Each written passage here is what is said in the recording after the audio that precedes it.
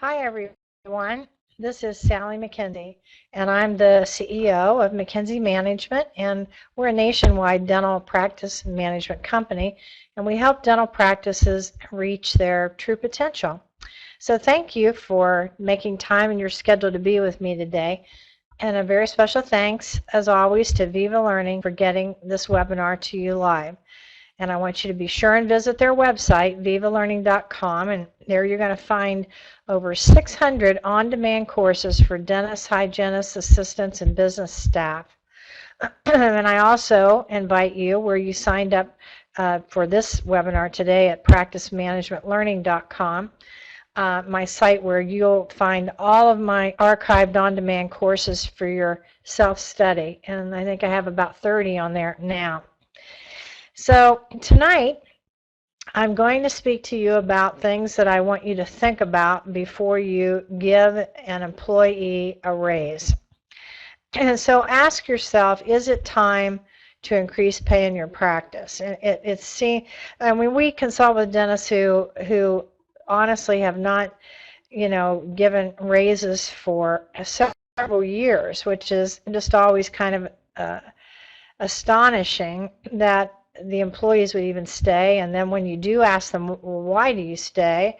Because they're really usually complaining about they haven't got a raise. And why do you stay? They were just like, like the other employees they work with, they like the patients, it's close to home. And so sometimes they have other motivating factors. But with with technology changing the way that it is and constantly updating, and now in these dental practices, we have these multiple generations, which have become a very clear focal point. Salary is going to continue to serve as a fundamental factor in employee satisfaction. The employee's basic needs are fair pay, benefits, and reasonable working conditions. And those have to be met before they can really enjoy your practice's personality and the patients and the perks that it provides. So to ensure attraction and retention of top performers, the winning combination of having an outstanding culture and a competitive salary is going to be crucial in this year for sure. And it is that last point that dental practice owners would be wise to take note of, and that is my point about employee retention. As you propose salary adjustments, I want you to keep retention in mind. And remember, salary is important, but it won't keep an employee from leaving. I mean, it's not the end-all be-all. But if you don't get the salary right, then you're usually going to be looking on the other side of the fence, so to speak, and you just want to make sure that you're excelling in all areas of employee engagement. So, for example, a recent study discovered that 6 in 10 employed Americans say that they are more motivated by recognition than they are, by money. So the combination, however, of recognition and money is definitely going to aid in your patient retention. So the first thing that you need to consider before you are giving raises is, can you afford it? And it is the majority of dentists that we consult with across the country, when we go into the practices and we're analyzing overhead and payroll and job descriptions and how many employees and so on and so forth, that some dentists have not even taken a paycheck themselves, but yet employees still get raises. And it seems to me, in my opinion, that a lot of it is emotional. It's emotionally based rather than fact-based.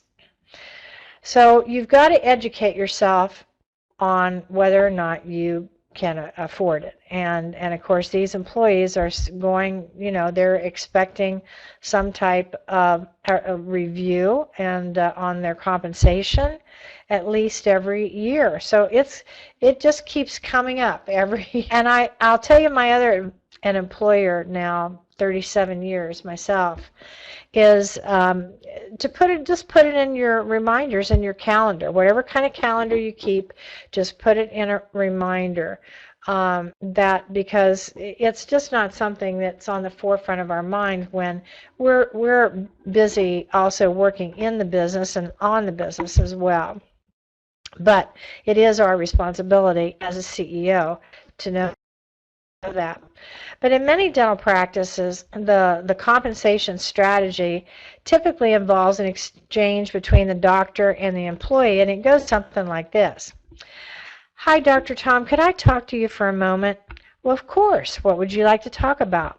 Well, I really like my job and everyone here, but I'm having trouble making ends meet, and I was hoping that you might be able to give me just a small increase in pay, maybe just $2 more an hour. Well, that hardly seems like an outstanding request, and you are quite an asset to the team. I'm sure we can make that happen for you. Oh, thank you so much. Now, Dr. Tom means well, but he has absolutely no idea how much the employee's change in pay is going to affect his bottom line. And certainly, creating a fair system for compensation can be challenging in any workplace that is dependent upon teamwork and trust, which would be virtually every dental practice. If you reward some employees and you seemingly punish the rest, reward all and you send the message that average effort pays the same as excellent effort. So it is definitely a management minefield for most dentists who struggle with financial needs of the practice with the financial desires of the staff. So how do you navigate this tricky issue? Well, you definitely have to have very clear leadership within yourself as the employer, and you have to have specific salary guidelines that are clearly communicated verbally and in writing to a new employee the day they start. So the cards are on the table, everybody knows the rules of the game, and there's no breaking the rules of the game, so to speak, but everybody knows what it is. So giving out raises, as I said, can be a tricky business, and your team members want and they expect to have, from time to time. But you simply can't increase salaries if practice revenues are down. Now, there is an unless to that statement, unless you are willing to take money out of your pocket, your savings, you have to dip into someplace else to get it. And we have dentists who do that. We have dentists who say, I'm working just to pay employees. And employees don't know that, and they'll never and we don't share that with them because we're not supposed to. We don't want to. We don't want them to feel bad. But in the meantime, there's the other side of the fence with us as employers as well. So when you tell employees that you can't afford to give out raises right now, they become frustrated and they even start to resent you. And they're convinced you're keeping all the money for yourself and that you don't appreciate everything that they do for the practice. Because they hear or they see, especially if they're at the front desk, they see more.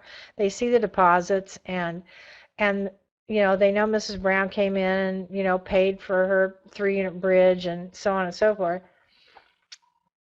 So they see that and they just don't, but they don't understand how much money is going out. There's no question that figuring out how to balance the financial needs of the practice with the financial desires of the staff isn't easy, but it is necessary. And why? because some dentists give in to employee requests. Just like Dr. Tom in my example before, they give in too easily to employee requests for raises, even though they don't have the money for it. And they think an extra few dollars an hour couldn't hurt. But unfortunately, they're wrong. So you can see here that payroll should be no more than 19 to 22% of your monthly collections, what you deposit into the bank account. So no more than 19 to 22% of that. The payroll taxes, matching Social Security, workers' comp, federal unemployment, and any benefits that you would pay for the is an additional 3 to 5% on top of that. And you need to make sure that you are calculating and you understand both and know what both of your percentages are at all time. So unless you want to send your overhead costs, soaring, then employees must not exceed 22% of the average monthly collections, and that's the highest of the industry average. So that means that you can't give out raises just because an employee asks, or you can't give everyone on the team a bump in pay just because a year's gone by since the last increase. You have to make sure team members understand how they can earn raises and when they will be discussed. And that, doctor, starts with managing the expectations, as I stated from the very beginning. And so it's really best to manage them right from the first day, not 6 months after a new employee joins the team. So from day one, you need to make it clear when raises will be discussed and under what circumstances they're going to be given. So everybody's just not left, in the dark. So step one is that you have to find out what percentage of your revenues or collections is currently going to payroll. So add up your gross payroll. That includes all employees but the dentist. It does not include the dentist owner. Excuse me, even though the dentist owner can technically be an employee if the dental practice is incorporated. So if the dental practice is an employee of that corporation, but when you're doing the calculation, the dentist owner is not part of that. Okay. So next then, take an average of, I'd do your last 6 months of collections. You can do your last year. I don't think I'd do any less than the last 3 months average. And then that percentage should not exceed 22% of that average collection. So if you're collecting $65,000 a month and payroll is $14,300, 14,300 divided by 65,000 is 22% of the monthly collections. And employees are considered hygienists and the business staff. Okay, so sometimes people they're always asking me that too. So now, how much raise can you actually afford?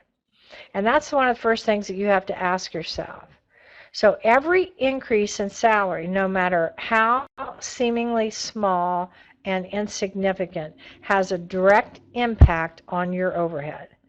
So I teach our clients, and I've taught for years, to conduct an employee salary review.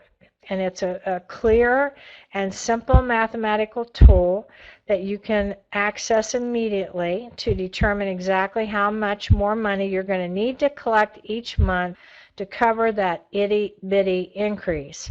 And it ensures that you're making an informed decision than rather rational decision when it comes to salary increases. So let's just go over this slide here together.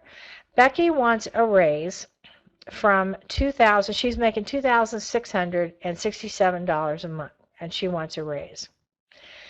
Your total payroll, including Becky, is $14,300 a month, and your collections are at $65,000.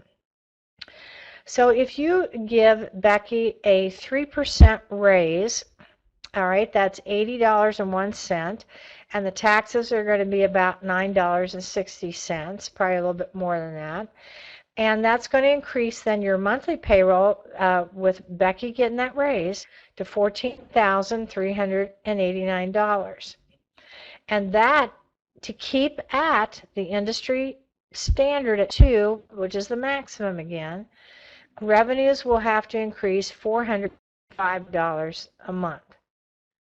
And so I would do this math for a 3% raise, a 4% raise. I'd probably do 2, 3, 4, and 5 is what I would do.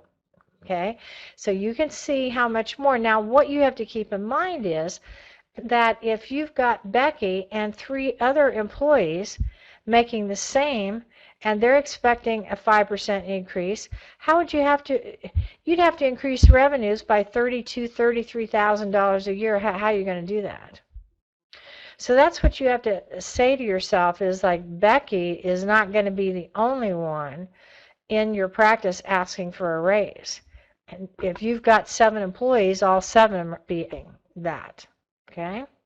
That really kind of puts it into perspective when you look at it that way.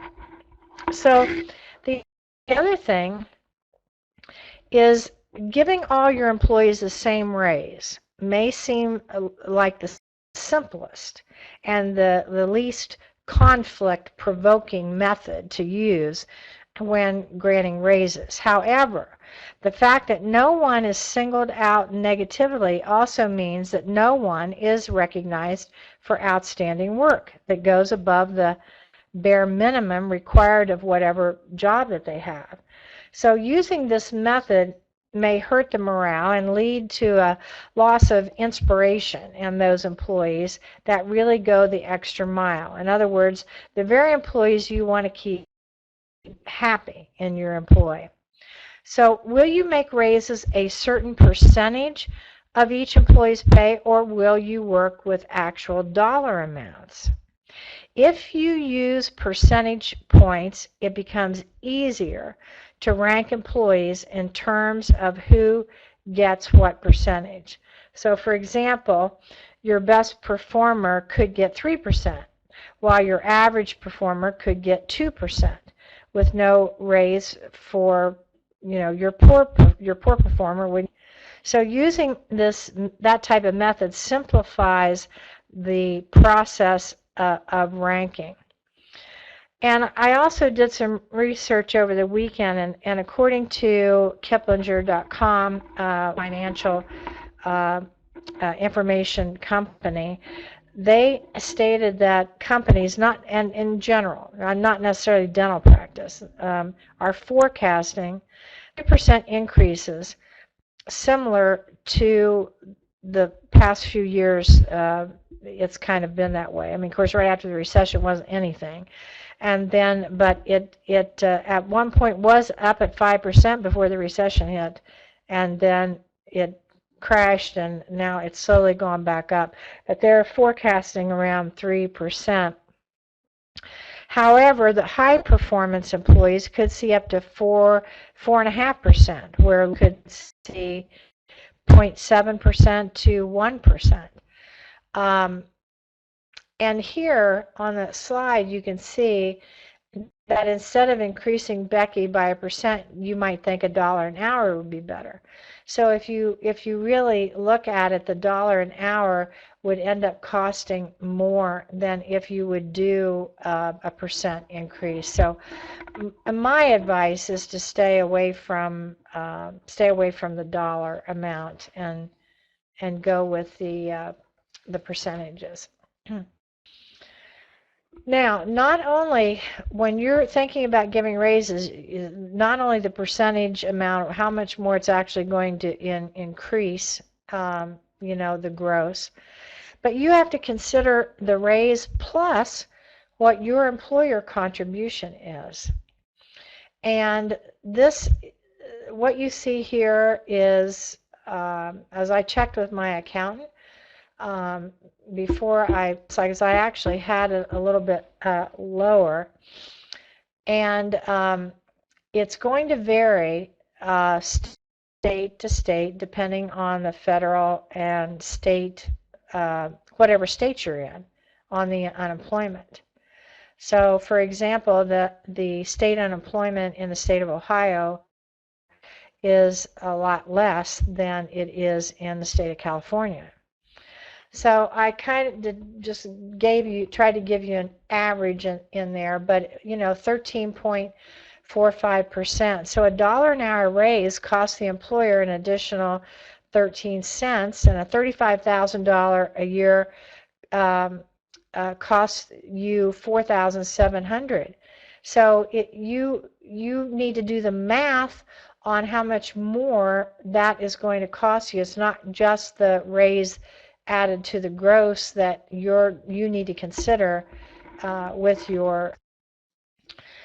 Having said that, I've talked in the past about scheduling and setting up production goals, and production goals can set a lot of different ways. Some people pull it out of the air, and some of it do it based on what they want to do. But setting production goals by overhead is basically the best way to do it, to make sure that you've got the money. Of course, it has to be collected. But you can also do it, here, as I show you here, based on what your payroll is. If your payroll totals $12,950 a month, and your objective is to be at the maximum of 22%, $12,950 is 22% of $58,863 in collection a month. And so if you're collecting at the industry average, at industry standard at 98% collection ratio, 58,863 divided by 0.98 equals $60,064 a month that would have to be produced. So you'd have to produce 60,000, you got to collect 58,800. If you're going to work, then divide that by how many weeks are you going to work a year, and if you're taking you're working 48 weeks a year, and the rest is vacation. That'd be 4 working weeks a month. You're going to work 4 days a week. Then that's how much you have to produce a day. And then hygiene has to produce 1/3 of that total production amount per day.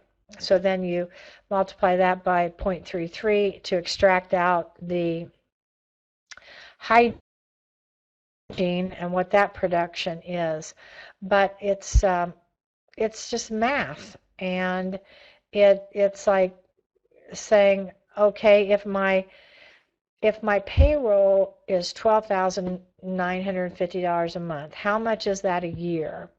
And if I am going to hypothetically do no more than 3% increase in raises across the board with all these employees, then that 3% would be how much, and you can do it that way, and then take your percentage for your taxes, payroll taxes and benefits, and has to do in order to be able to give raises to those employees.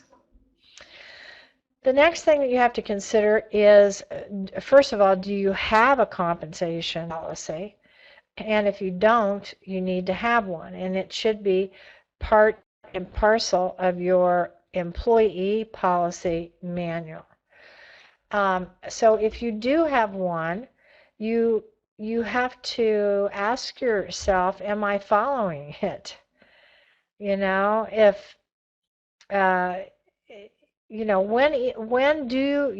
have you told the employees you're going to do an annual salary review? When is it?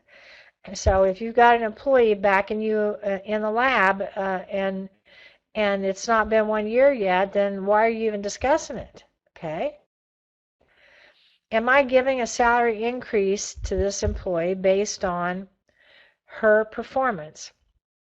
And do I have quantifiable measurements of her or his job description? That's what you have to have. You have to have a way so in other words, is my patient retention over 95%? Is my over-the-counter collections higher than 45%? Is my over 90 days past due less than 10%? Is my hygienist producing 3 times her salary? And I've gone over that in past webinars on the performance measurements, which you can go back and listen to, and given you some ideas for that. But that's very, very important. And and you have to say, am I giving the salary increase based on the performance of my business increasing? Has my business increased? I know it's been another year, but if everybody's on the same page and everybody knows what's going on and you're having meetings and so on and so forth, then these employees know that business is down. Like when that recession hit, I mean, these dental practices went down 25, 35% and still tried to keep their employees intact, and still some of them still even gave raises, and their business is declining. That is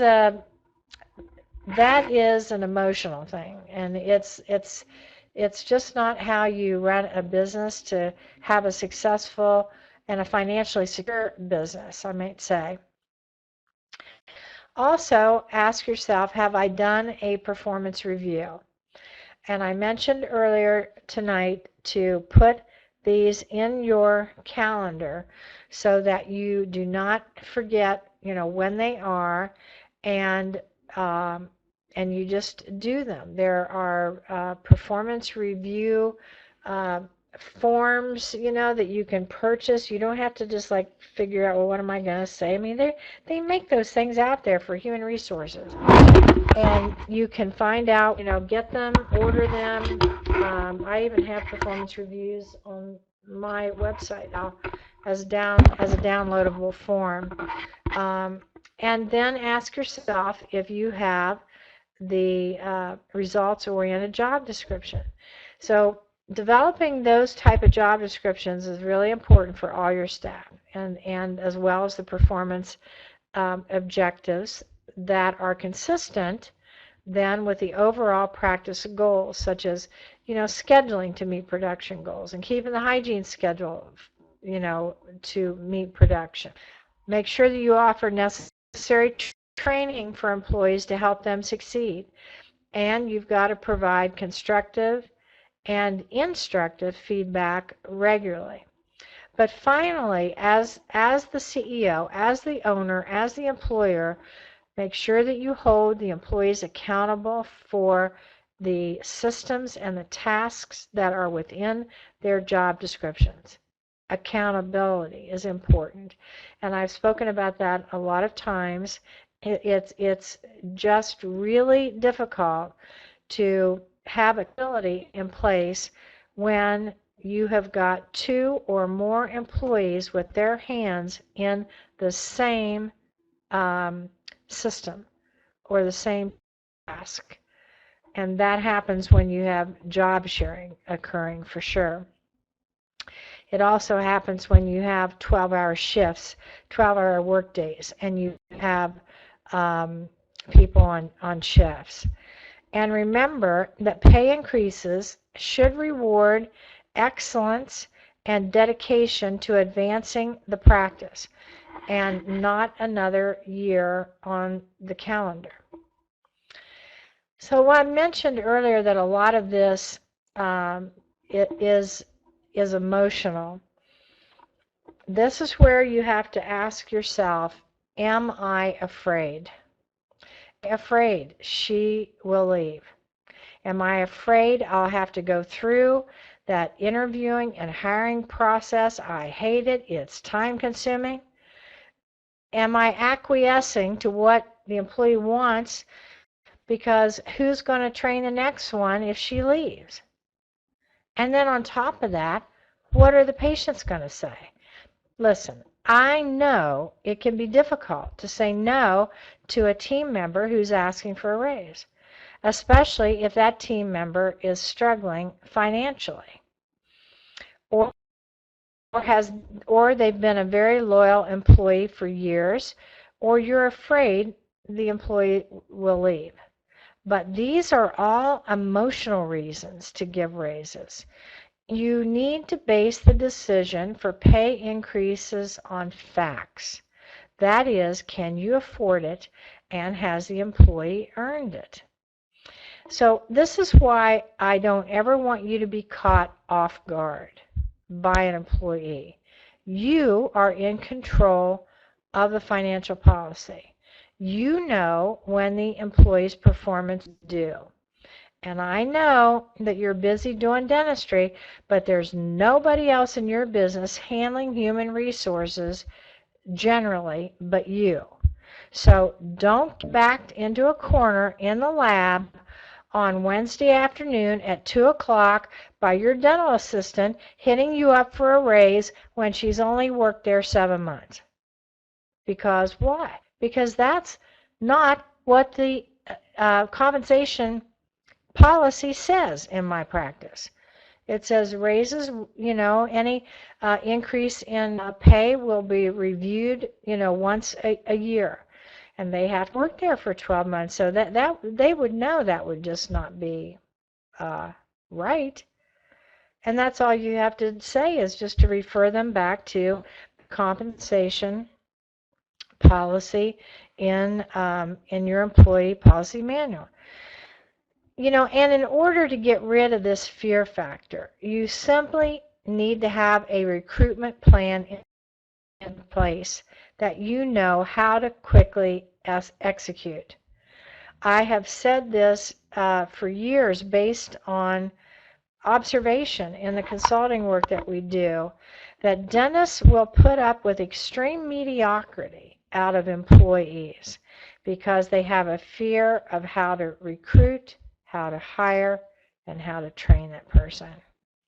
So as soon as you know this is where I'm going to advertise, this is exactly the ad that I'm going to put in. Yes, I'm going to have extra time now because those resumes are going to start flooding in my email, and I know how to read them very quickly because Sally taught me how to do that from her How to Hire the Best Employee book, and I've got those now in folders, and now I'll begin to send an email out to them of the ones I want, and here's the application, and so on and so forth. So you've got it down. You have to have it down, because if you don't have it down, that's when you get scared. And don't throw away that ad, that great ad that you wrote for a dental assistant last week. Don't throw that thing away. You got to put that, in a safe, secure file in your computer, because you're probably going to need it again. But the more that you have a plan, you have a plan that I will not be afraid if my very best employee decides that she is going to leave Columbus, Ohio, to move to St. Petersburg, Florida. It may not have anything to do with you why they're leaving. They're relocating. Husband got a better job. I mean, you have to always be prepared for this. So again, what I said, they don't always just necessarily leave because of raises and pay, but I just want you to just do your best to get to a good quality to have when you're running a business. Then we look at long-term employees. All right, and boy, we we can get the negatives as a consultant. We can get the complaints about if she's been here a long time, well, when is she retiring? Well, we never discuss it. It's not brought up. And, you know, I've told Dennis, I said, they are just whining about this long-term employee. I say, well, I feel sorry for her. And I said, okay, well, listen, why don't you 6 months worth of salary and just say, happy retirement. And then they always say, well, I don't feel that sorry for her. So I'm like, all right, then quit whining. So I understand, well, she's really good and she knows all the patients and she really knows me. But more times than not, what we see with this is the doctor's payroll is way beyond 22%. Generally, the reason of why it is, we find it has more to do with the hygiene department underproducing due to a poor recall system with holes and cancellations and hygienists getting guaranteed amounts. That's generally the reason. But it can be there's too many employees. So it can be that they really do have the right number of employees, but what they've got these employees doing in their job descriptions is all messed up. All messed up. So there's just no production happening. It's just, they're not product descriptions. And then every once in a while you'll find this. She's a long-term employee, given her raises every year, but her performance doesn't, she just still does the same old thing. She doesn't listen to anything new. She's afraid to try anything new, blah, blah, blah, blah.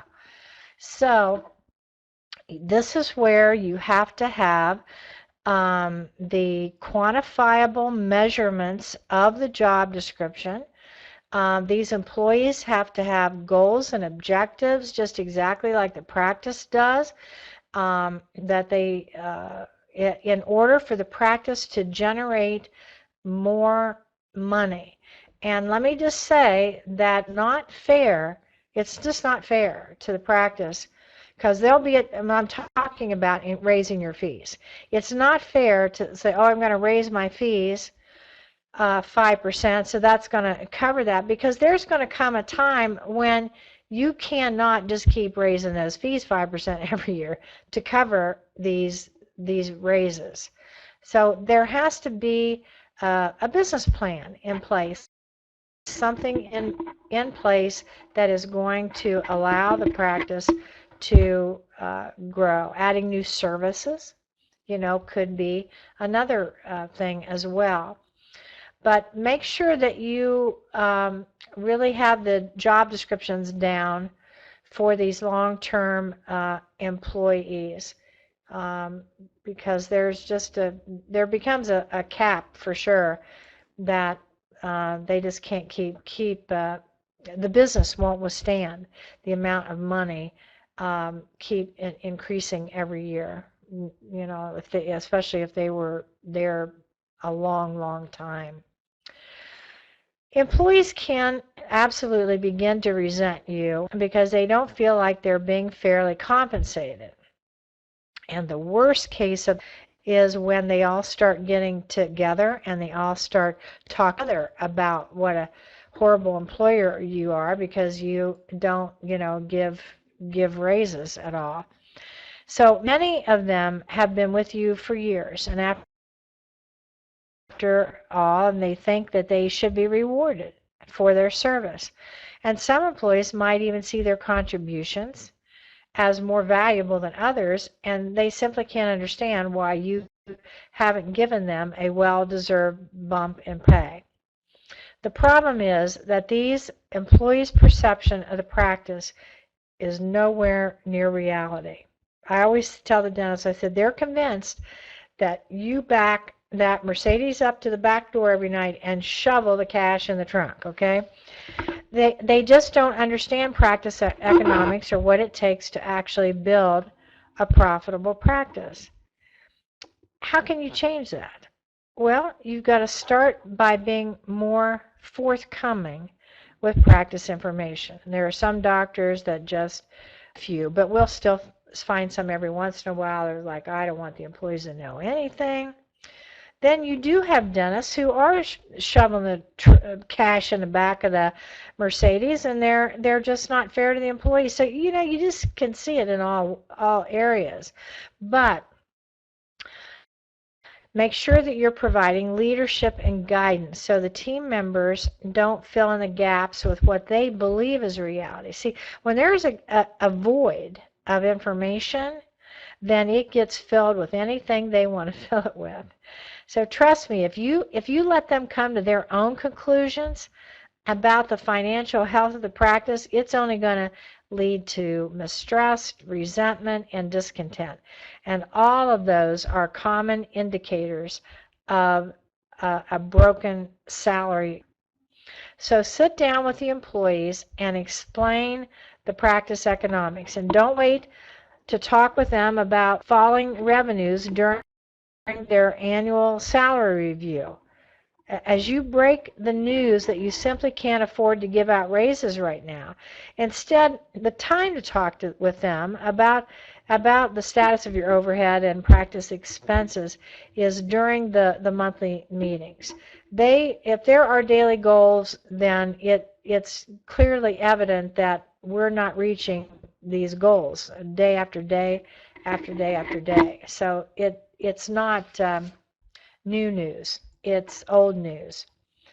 Having monthly team meetings is very important. And I said if they're then use these meetings as an opportunity to figure out why and come up with a plan to get the practice back on track. That's why I said if you're going to increase payroll, then you have to have a plan on how you're going to bring in more money. But these monthly meetings are key to getting everyone on the same page about where the practice is headed.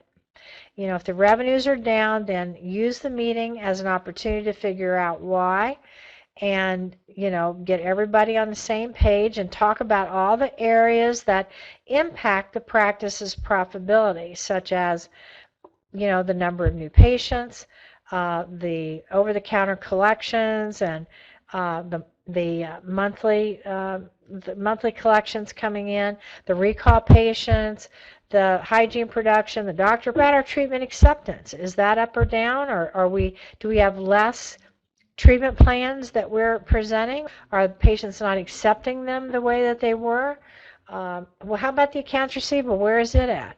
Or how many unscheduled time units and uncollected insurance revenues that are more than 60 days old?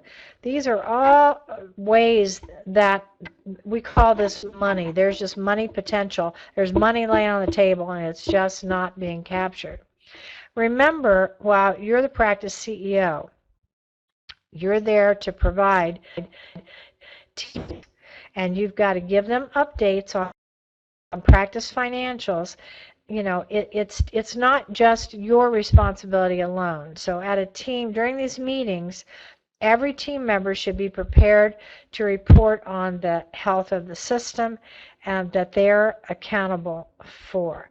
So for instance, ask your scheduling coordinator to report on the practice's actual monthly production as compared to the practice's monthly production goals. The number of time units and the number of broken appointments. And so this helps to get everyone thinking about how to address any issues that they're keeping the practice meeting the true success and the profitability of the practice. Now this is an example of what I am suggesting to the dentists and administrators that are listening. Of when the employee says that they want a raise. First of all, they would never come to me and ask for a raise anytime within the 12-month period that I spoke about. When I hire an employee, I tell them I will do a review in 90 days. And then generally in 90 days, I do increase it 90 days, but they know not to ask me for until that year is up. So what I suggest that you say to them is, Cindy, I'll review your salary on your 1-year employment anniversary, and at that time, any increase in salary will be dependent on your performance and contribution to the practice as well as the financial health of the business. And of course, that would be stated in my employee policy manual. But if for whatever reason you have an employee that didn't read the manual and is not listening, this is what I would say. I would say, Mary, to help make an informed decision, I would like for you to provide me in writing a list of contributions that you have made to the practice in the 7 months that you've been here, such as increasing the production, reducing the costs, bringing in new patients, and any new responsibilities that you've taken on. And that will help me to make a decision. Generally, when you ask them to put that in writing, because 9 times out of 10 this employee hasn't done any of that, it just stops it dead in its tracks. So with this statement, you've made it clear that the team members won't receive a raise just because another year has gone by. They have to meet certain performance measurements in order to earn a bump in pay. Use these meetings to address any areas of concern that you and your team members have. If the schedule has too many holes, for example, then take the opportunity to talk about how you can fill those holes and increase revenues, whether that means reaching out to patients with unscheduled treatment or identifying patients with unused insurance benefits, evaluating the patient's treatment financing options, examining the case presentation techniques, or encouraging hygiene patients with unscheduled treatment to move forward with, because this will all go a long way in helping your team members to understand the big picture of practice revenues and expenses and why you might not be able to afford to give out raises right now. And it also helps them to see how important their contributions are to the practice's success. So remember, to build a profitable practice, you need to create a strong team focused on meeting practice goals. And if your team members don't trust you, then they'll be more focused on complaining about the lack of raises than doing their part to build a successful practice. They won't believe you when you tell them that you can't afford your increase, and that only then begins to lead to the resentment and possibly even staff turnover. I'm not saying that you need to, it's none of their business all the overhead expenses are. But if you had some big expenses, some of them they may know. I mean, the compressor broke down. We all agreed that we needed to get, this new digital radiography or whatever it might be. Those things that they're aware of. So it's just a matter of sharing with them. I find that they're understanding to a point, but you have to decide in your mind, am I going to put the business in financial jeopardy by increasing the overhead? And it is a fine line. I know it is. You have to say to yourself sometimes too, how much stress is it actually going to, not whether you can afford it. Sometimes it's principle. I've had that happen with me too. That it was the principle of the fact that the employee was asking for what I believed was an unreasonable amount yearly compensation.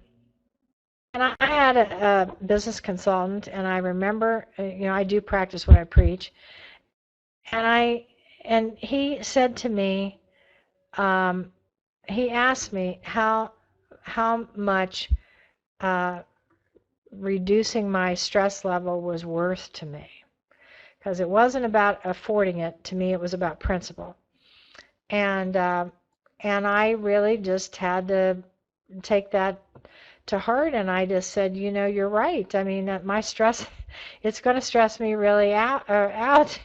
And so I made the decision to increase her on the amount that I thought was not fair. I didn't think it was just fair and principle based. But I'm glad that he gave me that advice, and I'm glad that I did it. Okay, so sometimes there's always those little fine lines. You have to just make sure you're being objective when you have to confront that fine line. The next area you want to ask yourself and to consider is, has the employee earned it? You have to take the emotion out of the raises. Don't give the raises out just because. So I want you to encourage your employees that they have to earn them, but they know what they have to do to earn the raise. And establish the compensation policy that again makes it clear when they're eligible for the raises. So to keep team members on track, it's also to create the results-oriented job descriptions that I've spoken about all night. And I would involve them in the process and work together to develop performance goals for whatever systems or tasks that they are responsible for. Remember that the salary increases should be based on performance and not simply because your hygienist has been with you for 10 years. Raises let your employees know you value their contributions to the practice and will motivate them to meet and even exceed expectations. And we think it goes hand in hand that if the employee is to the level of their job description that we expect, you would naturally assume that the practice is going to increase because of that. But if you give out raises just because you feel like you should, the team members will have no reason to put in any extra effort to help grow the practice. After all, if you're giving them a raise, they must be doing something right. Also, you need to spell out exactly how the performance will be measured, so be specific. Make it clear that you expect her to convert 75% of emergency patients to comprehensive exams, and that she should cost dental supplies at no more than 5% of practice collections. So that way the employee knows exactly what's expected of her. The problem is, just because she's a valuable contributing member of the team doesn't mean you'll be able to afford to give her a raise. Of course, you want to reward them, but if they're, as I said all night, if the revenues are down, then you can't do it. So the 4 rules of staff compensation is number 1. So let's recap this. Number 1, establish a clear compensation policy. So based on the market, identify the pay range for each position in the office and explain to every team member exactly how the compensation system will work, how much is available to the employee, what formulas are used, and what it takes for them to earn more money, and how much more they can earn in that specific position. Rule number 2, conduct a salary review, as I said in the beginning. So determine exactly how much more money you're going to need to collect each month to cover that pay increase of all the employees in that year. It ensures that you're making an informed rather than emotional decision when it comes to the salary increases, and your goal to follow is no more than 19 to 22% range of gross collections, not including the doctor's salary or the taxes and benefits. Rule number 3, make more before you spend more. So develop a plan as a team to make more before you spend more. Every salary increase, no matter how small you think it is going to affect your overhead. So look at new strategies to boost hygiene and your treatment acceptance and your production. You got to have a plan. You got to come up with a game plan. take a close look at collections and who's collecting the money over the counter. And rule number 4, make sure that you have job descriptions that you can measure results of what they're doing, of their performance. And also offer necessary training for the employees if it's needed to help them succeed, and make sure that you provide constructive and instructive feedback on a regular basis. But make sure that you hold the employees accountable for their systems. So here, I want you to write this URL down here, mackenziemgmt.com/raises.php. And this is hidden from public view on my website, but if you go there, give me the numbers, I can tell you if you can afford to give raises this year or not. And this is something that, you know, you can do once a year if you want to. I'm not planning on taking it down, but I'll be happy to look at it if you want me to. And that doesn't cost you anything at all. Not at all. Just want you to do it so you know how to determine. So the bottom line is no more than 19 to 22%. The business has to increase, and the employee's performance has to improve. So raises aren't a guarantee. Your employees have to earn them. And if you give raises just to keep your team members happy, it's not only increasing your overhead costs, it's encouraging your employees to do the bare minimum rather than focusing on improving their performance. And so when they understand what they have to do to earn pay, you know, raises, and know what they need to get them, they really honestly should be more motivated to excel in their roles. You can reach me here. That info at mackenziemgmt.com goes directly to me, and there's my toll-free number. You can give me a call at the office. Just tell Macinda that you want to speak to me, and they usually know how to get a hold of me. So I really appreciate your listening tonight, and I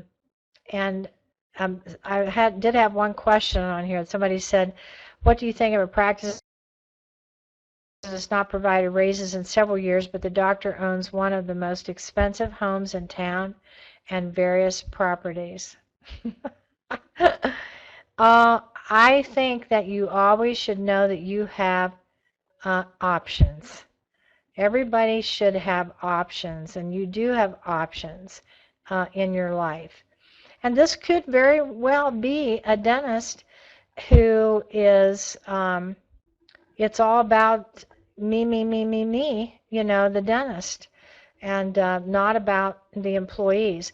Obviously, it looks like from the outside, expensive home and various properties, that he or she's taking the money for him or herself, but it's not something that we know. I think sitting down and